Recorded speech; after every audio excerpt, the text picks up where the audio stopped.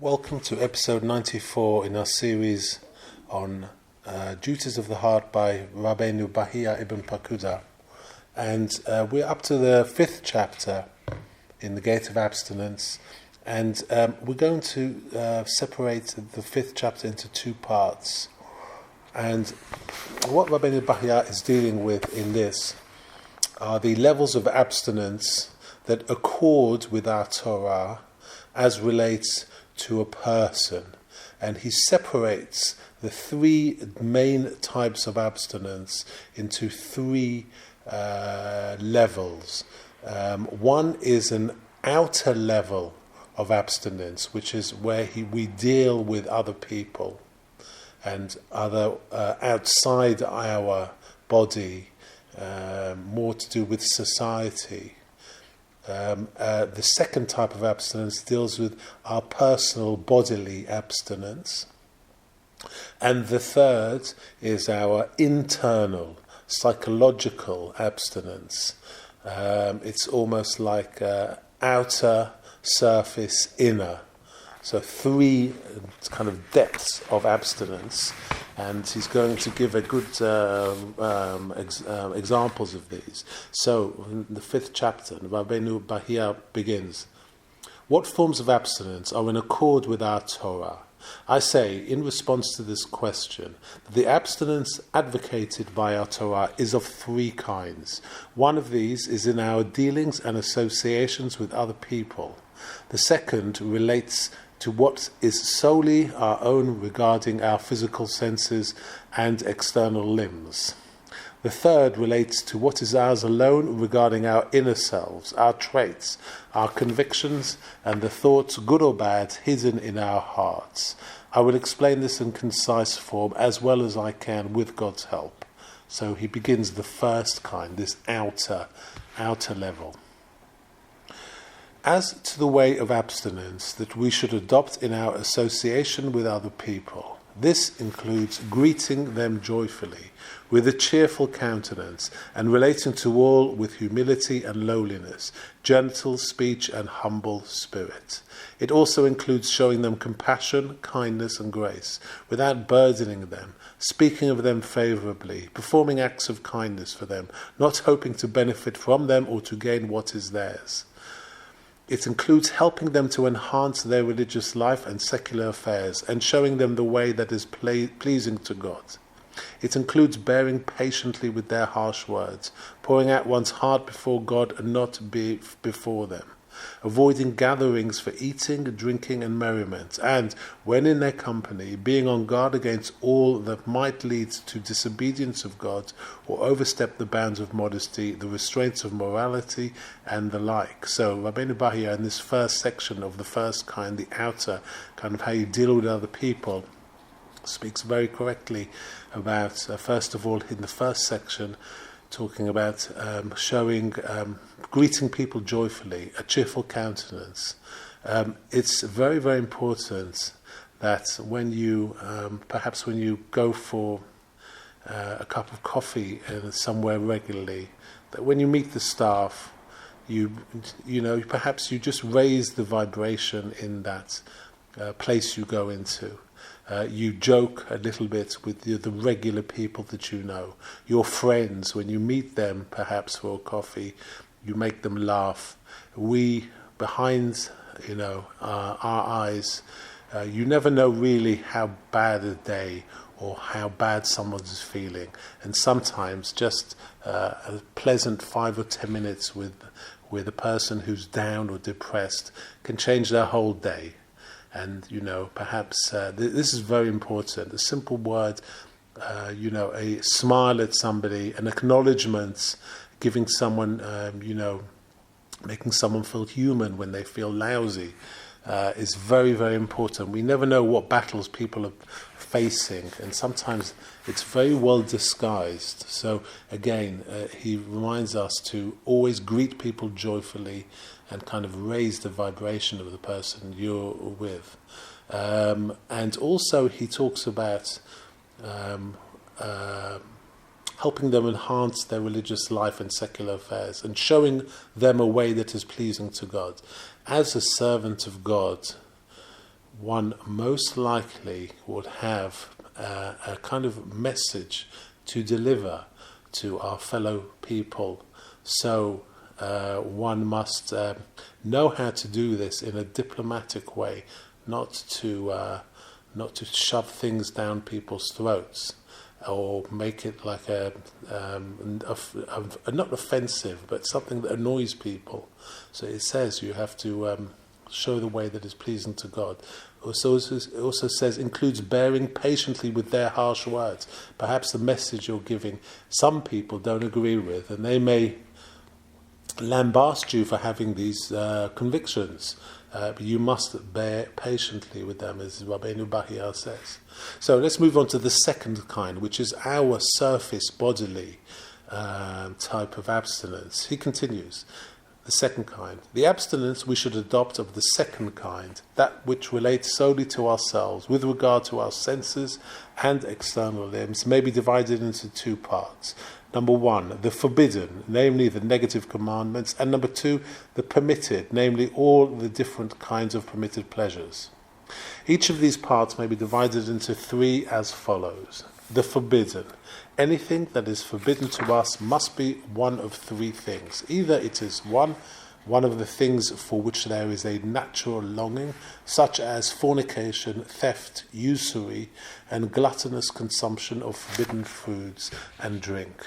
Number two, something that by nature one neither abhors nor desires, such as wearing a garment woven of wool and flax, sowing diverse seeds together, eating meat and milk cooked together, eating forbidden fat, and many things similar to this. Or, number three, something that is repulsive to our nature and abhorrent to our souls, such as eating the flesh of a beast that dies of itself or had not been ritually slaughtered, eating the blood, or eating any of the many creatures that one would not wish to eat even if these were permitted to be eaten, such as the 8 species of reptiles.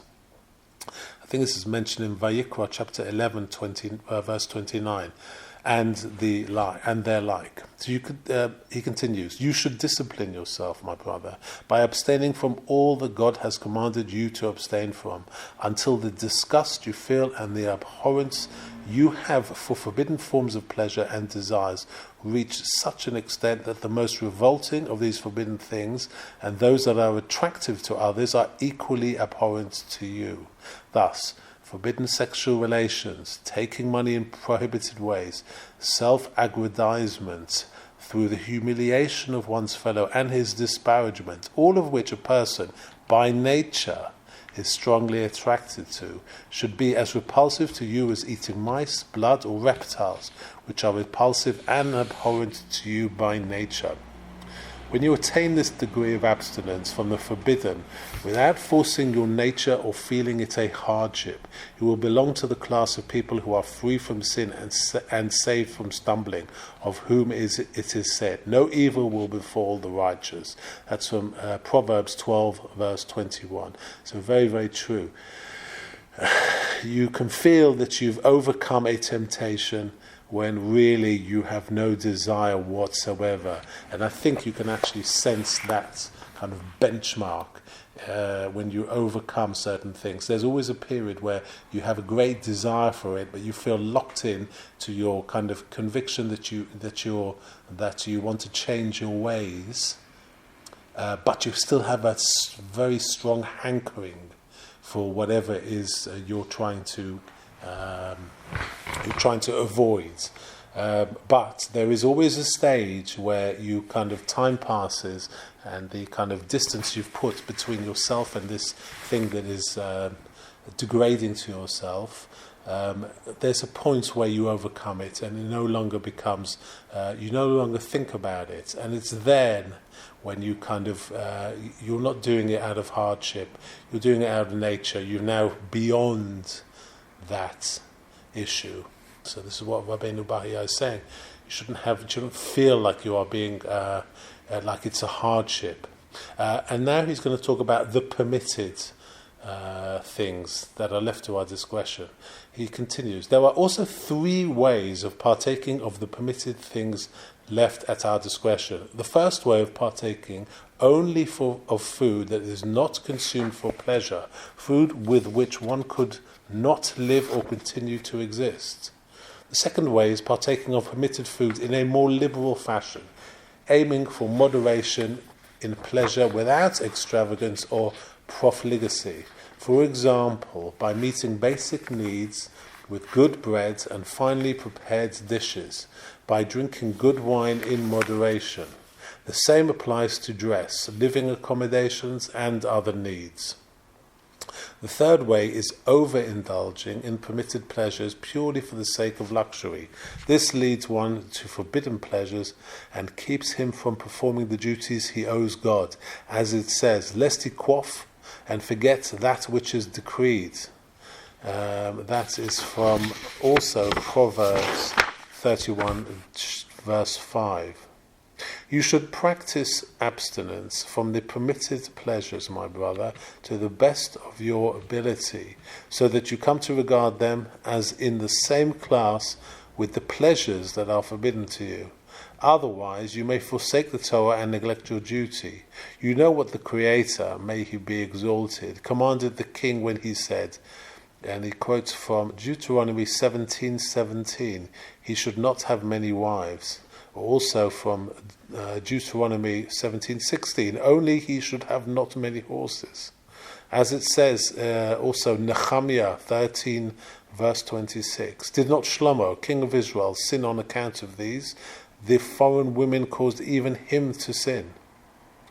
This despite his powerful intellect, vast knowledge, and great stature. So even the greatest among us are subject to human nature and human desires.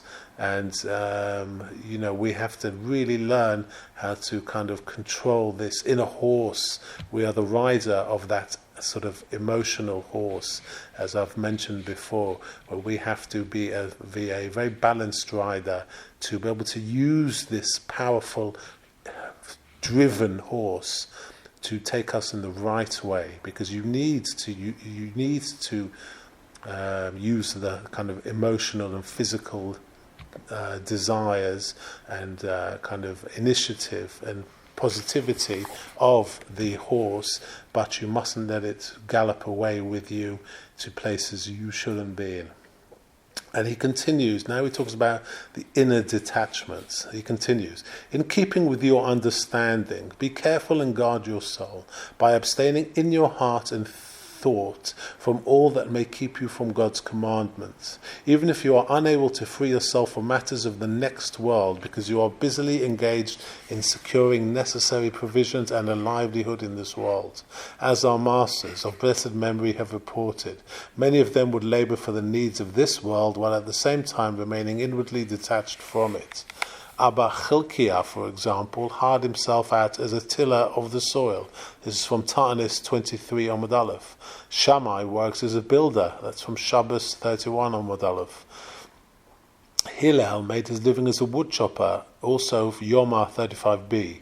Don't let your inner detachment prevent you from working at your trade, for in doing this work you are compliant with God's service, as we have stated previously.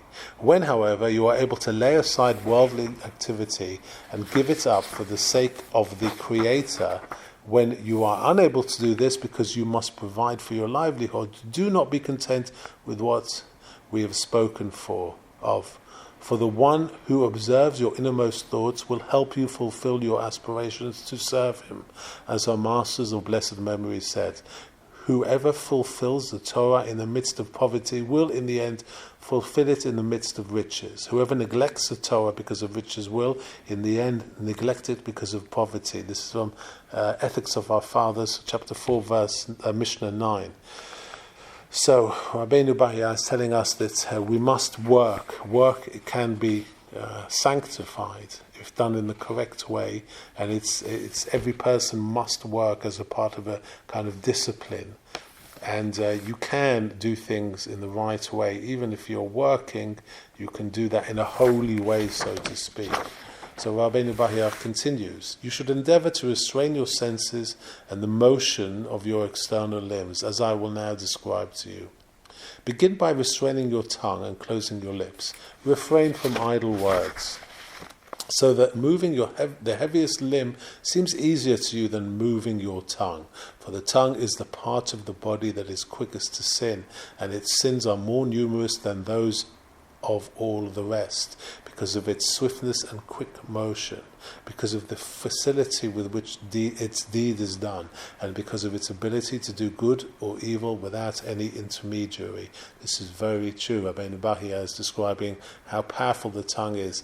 In fact, my father used to quiz us when we were very young, and he'd say, what is the most powerful muscle in the body? And he would tell us the tongue is, because it has the power to wield so much. Rabbi Bahya continues, it is therefore your duty, my brother, to endeavour to curb and control it. Do not allow it any speech unless absolutely necessary for your religious or secular needs. Curtail superfluous speech as much as you can. Perhaps you will escape its injury. As King Solomon said in Proverbs 18 verse 21, death and life are in the power of the tongue. Begin with the tongue before the other senses and members, because it is more difficult to control than the others. As King David, peace be upon him, said, who is the man who desires life, who yearns to see good in his days? Guard your tongue from evil, your lips from deceitful talk. That's from Psalms 34 verse 13 to 14. The exhortations in our holy books to limit speech are no secret. They are numerous and prominent.